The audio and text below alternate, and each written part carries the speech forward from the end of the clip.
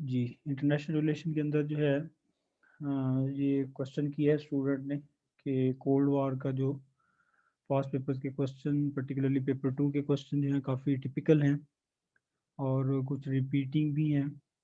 तो one of them जो question है वो ये है कि cold war is considered as one of the longest peace in great powers history. What deterministic factors ensured relative peace in Great Powers relation during Cold War? तो इसके बारे में जो है द लॉन्गेस्ट पीस का फ्रेज यूज होता है cold war के बारे में। और तो क्वेश्चन ये है कि व्हाट वर द फैक्टर्स, कौन से फैक्टर्स थे जिनकी वजह से ये लॉन्गेस्ट पीस रहा। तो इसके ऊपर जो है जो शेड्यूल्ड लेक्चर्स हुए तकरीबन 1-1.5 घंटे का लेक्चर है जिसमें मैंने डिटेल में जो है ये रीजंस बताई हैं, उनको जस्ट मैं रिकैपिचुलेट कर रहा हूँ। तो इसमें अगर आप इसकी आउटलाइन बनाएंगे तो सबसे पहले आपने जो है व्हाट इज़ कोल्ड वार या overview of the cold war, ठीक है, वो देना है आपने, जिसके अंदर जो है आपने इसको थोड़ा सा डिफाइन भी करना है, ठीक है, इसकी ओरिजिन भी बताना है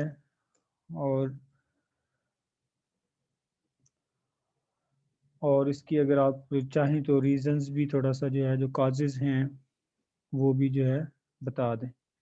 ये आपका इंट्रोडक्शन बन जाएगा सादा लफ्ज़ों में। सेकंड नंबर पे आपने जो उसने क्वेश्चन पूछा है कि cold war the longest peace, ठीक है, तो इसके ऊपर आप आ जाएं कि cold war as one of the longest peace, ठीक है, इन ग्रेट पार्स हिस्ट्री। ठीक है, कोशिश किया करें कि जो क्वेश्चन के फ्रेजेस हैं उन्हीं को जो है आप अपनी हेडिंग्स का हिस्सा बनाएं। तो आगे जो है आपने बताना है डिटर्मिनिस्टिक फैक्टर्स। ये आपकी मेजर हेडिंग बन जाएगी। कोल्ड वॉर के जो मेजर फैक्टर्स हैं वो आप बताने जा रहे हैं। इसके अंदर जो है आपने बताना है सबसे पहले कि जो इंटरनेशनल रिलेशन की थेरीज क्या कहती हैं कि ये क्यों पीसफुल था। सबसे पहली थेरी है आपकी न्यूक्लियर डेटरेंस की।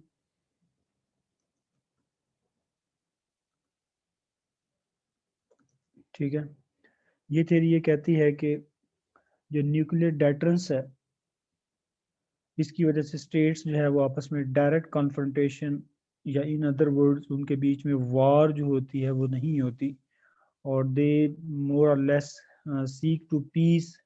ठीक है, क्योंकि न्यूक्लियर जो न्यूक्लियर अटैक है, ठीक है, it is another name of mutual assured destruction, कि दोनों की डिस्ट्रक्शन होगी, म्यूचुअल डिस्ट्रक्शन होगी, इसलिए दोनों डर के रहते हैं। सादा लफ्जों में ये है कि ये थ्योरी ये कहती है कि डर की वजह से दोनों स्टेट्स आपस में जो है वो डायरेक्ट वॉर नहीं करते, कोई भी दो स्टेट्स। तो इस थ्योरी की हमें कोल्ड वॉर के अंदर वाकई एप्लीकेशन नज़र आती है। ठीक है, यूएसए वर्सेस यूएसएसआर, ठीक है, तो इन दोनों के बीच में डायरेक्ट कन्फ्रंटेशन नहीं होती क्योंकि मेजर जो प्लेयर हैं कोल्ड वॉर के वो हैं अभी यही दो, और इन दोनों के बीच में जो है डायरेक्ट कन्फ्रंटेशन भी नहीं होती। इट मीन्स कि this was a period of peace not war. ठीक है, क्योंकि दोनों प्लेयर्स के बीच में वॉर नहीं हुई। जो इस कोल्ड वॉर के मेजर ग्रेट पावर्स हैं, ठीक है, जिस टाइम के ग्रेट पावर्स हैं यूएसए यूएसएसआर, इनके बीच में वॉर नहीं हुई। It means this was the period of longest peace.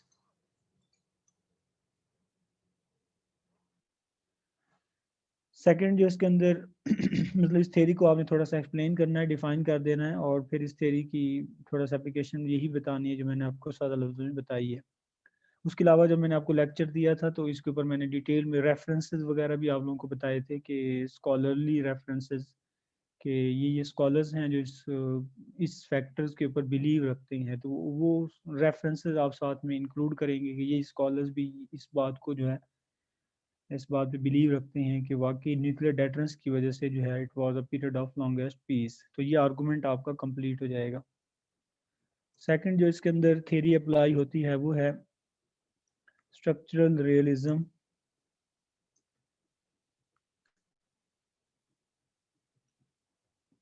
In other words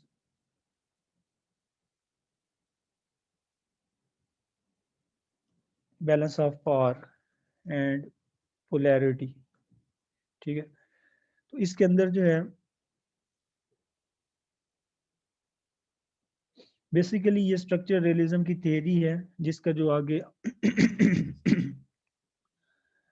explanation है वो यू कैन से कि बैलेंस ऑफ पावर है, पोलैरिटी है।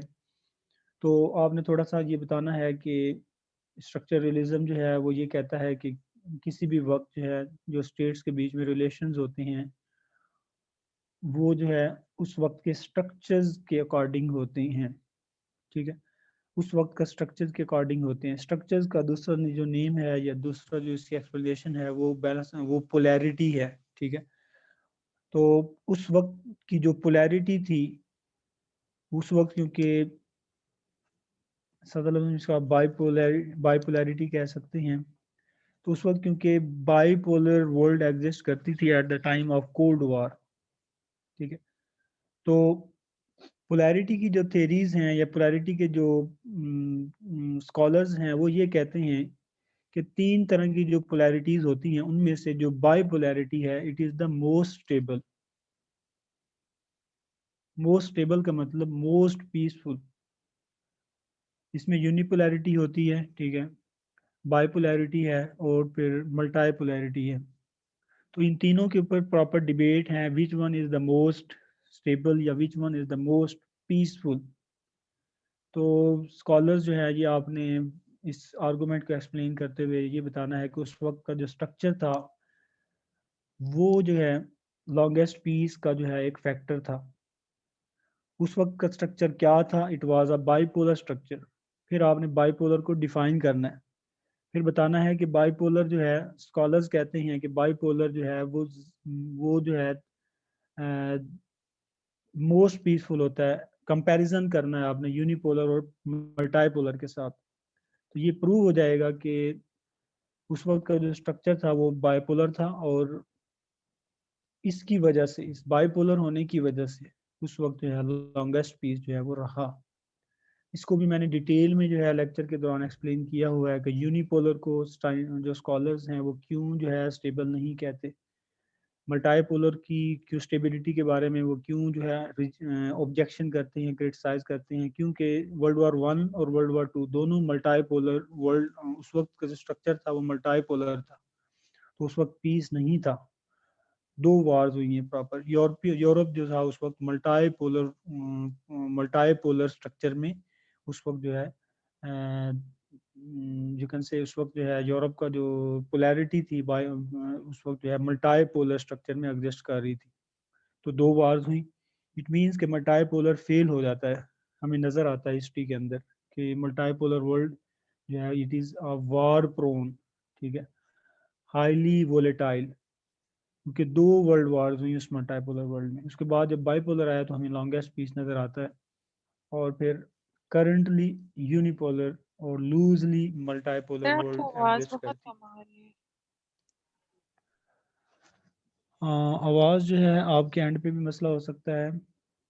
तो ये जो दो रीजंस हैं ये दोनों थेरेटिकल रीजंस हैं, थेरीज जो है इसके अंदर इन्वॉल्व हैं। तो ये दो रीजंस को जो है आपने पुट करना है। उसके अलावा जो है आप लॉन्गेस्ट पीस के अंदर जो है जो और भी बहुत सारे फैक्टर्स हैं। ठीक है, एक जो फैक्टर है वो आप कह सकते हैं कि प्रॉक्सिमिटी का फैक्टर है, जिसे आप बाउंड्री नेबरिंग स्टेट्स का कह सकते हैं। ठीक है, क्योंकि इन दोनों के बीच में डिस्टेंस बहुत ज़्यादा था, तो इस वजह से भी जो है दोनों के बीच में वार नहीं हुई। आपने यही प्रूव करना है कि डायरेक्ट वार नहीं हुई। ठीक है, तो डायरेक्ट वार का दो सिनोनिम है, दैट इज लॉन्गेस्ट पीस। तो ये जब आप प्रूव कर लेंगे कि डायरेक्ट वॉर नहीं हुई, इट मीन्स कि it was a period of longest peace.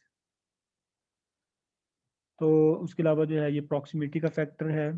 ठीक है, और इसके अलावा जो है और जो मैंने आपको फैक्टर्स जो है लेक्चर्स के दौरान बताए थे वो जो है आप इसके अंदर ऐड करें, तो इंशाल्लाह जो है ये आपका क्वेश्चन आपको 12 मार्क्स भी दे सकता है। ठीक है, अगर आप इस तरह से इसको एक्सप्लेन करेंगे तो आराम से जो है आपके अच्छे खासे नंबर आएंगे।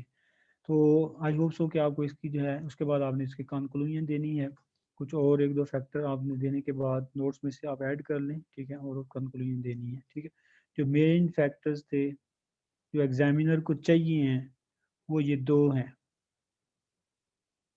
ठीक है, बाकी चीज़ें जो है वो लेस इम्पॉर्टेंट है, ये दो मेन फैक्टर्स हैं। ठीक हो गया। यानी मजीद कोई क्वेश्चन है आप लोगों का इस क्वेश्चन के बारे में?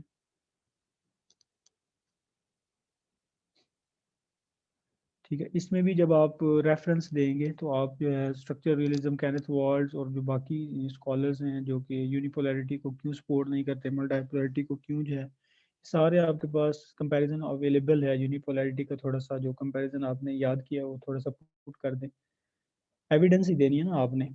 Bipolarity is the most stable, उस एविडेंस के लिए आप कंपैरिजन कर लें तीनों का, क्योंकि इस वक्त तक ये तीन तरह के स्ट्रक्चर एग्जिस्ट कर चुके हैं, इसके अलावा कोई ऐसा तो नहीं है फोर्थ किस्म का। तो इन तीनों के बीच में जब आप कंपैरिजन करेंगे तो बाइपोलैरिटी को आपने थोड़ा सा सपोर्ट कर देना, बस एविडेंस हो जाएगी इसकी एक। ठीक हो गया जी? है कोई क्वेश्चन आप लोगों का? सर अब जो करंट है उसको हम मल्टीपोलैरिटी के कॉन्टेक्स्ट में एक्सप्लेन करेंगे, अगर आप बताएं इमर्जिंग वर्ल्ड ऑर्डर या कुछ इस तरह से क्वेश्चन आता है इस कॉन्टेक्स्ट में। जी, जो इमर्जिंग वर्ल्ड ऑर्डर है it is loosely multipolar and mainly unipolar. इसमें इस सर वक्त यूएस जो अभी है, भी हम यूनिपोलर लिखेंगे? देखें अगर इस क्वेश्चन के हवाले से आपका कोई क्वेश्चन है तो आप बताएं, नहीं तो वो क्वेश्चन हम अलग से डिस्कस कर लेते हैं। जी सर, ये क्लियर है। चलिए ठीक हो गया।